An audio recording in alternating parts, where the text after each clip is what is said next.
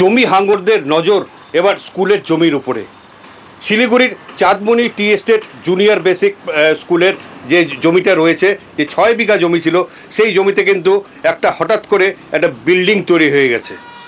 আমি এই যে নীল সাদা রঙের যে বিল্ডিংটা, এই বিল্ডিংটা নীল সাদা রং থাকলেও সরকারি অনুদানে তৈরি হয়নি। কে বা কারা তৈরি করলো, এই নিয়ে উঠছে প্রশ্ন। শিলিগুড়ি জলপাইগুড়ি ডেভেলপমেন্ট অথরিটির কর্তৃপক্ষের কাছে প্রশ্ন করলে তারা কিন্তু খতিয়ে দেখে যে এটা কোনো সরকারি অনুদানে এই বিল্ডিংটা তৈরি হয়নি। সেই মর্মে তারা এই বিল্ডিংটি কিন্তু ভেঙে ফেলার নোটিশ দেয়, কিন্তু তা সত্ত্বেও নোটিশের পর 1 মাস কেটে গেছে, আজ পর্যন্ত বিল্ডিংটি ভাঙা হয়নি। তাহলে এর পিছনে যে জমি হাঙররা রয়েছে সেটা কিন্তু পরিষ্কার প্রমাণ পাওয়া যাচ্ছে।